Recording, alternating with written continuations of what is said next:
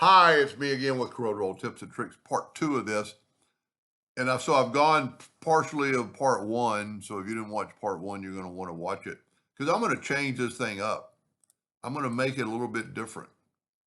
I'm going to take my shape tool and I'm going to grab like these three nodes and I'm going to go to Windows, Dockers, and Corners and see I put a little curve on them. Say apply. And then you could do all six of these if you can get to them. So I'm just putting a little curve on it. You don't have to do them all at one time. You can do them separately. Now, just like before, you want to see the difference right there. But if we want to take the Smart Fill tool and fill that in, see, it's going to look totally different and maybe make it easier in a way. So we're going to take all this away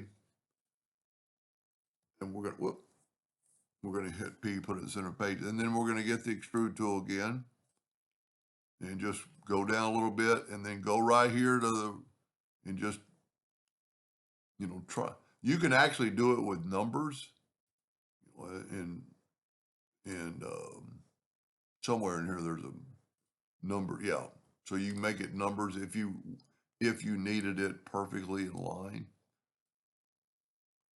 I don't really think it matters. We're probably going to, well, you know what? I'm just going to leave it like that. I'll like that. And then grab it all and go up to object and break the extrude group apart and just grab the top. So there's our top. So this might be easier in a way. We still have to ungroup them, but I'm thinking this might be one piece now, but I don't know. I got to grab it, object, group, and ungroup. Yeah, see, this is all one piece now, so it's going to make it easier to do our interactive fill tool and just swipe across and do what we did before. Just start double clicking on the line with that 4 point X and then, get the tool back and put some white in between them. And you could actually make this a little darker than I'm making. I'm thinking I'm going to want the last one to be like that. And you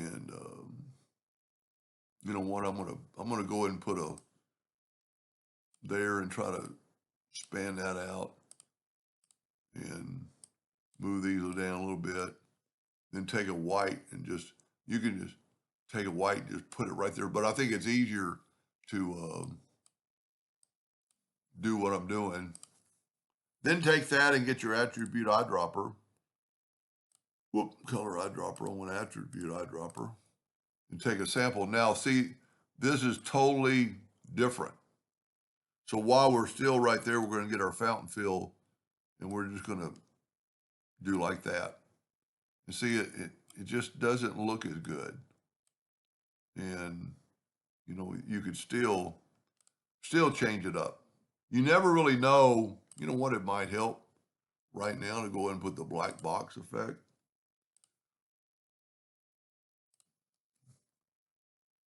Man, you can't even see that fountain fill. This might be the best way to do it.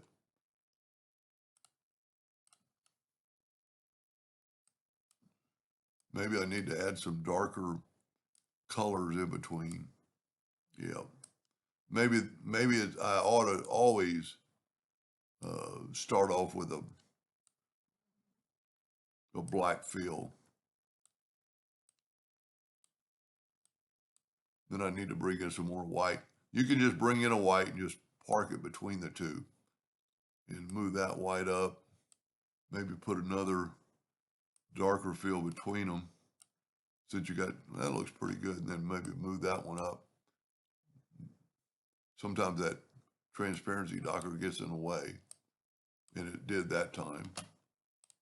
Yeah, that looks a lot better. So then get your attribute eyedropper, take a sample there and put it there. It probably still is going to need adjusting right here. So just double click on and just, see, we got like a thicker one on one side And, you know, you can change that and say okay, and it does pretty good. Now we're going to get the attribute eyedropper again. And I think this is going to make life easier for that. And it looks just as good, and it's all one piece. But I would get the interact or the attribute eyedropper. Nope.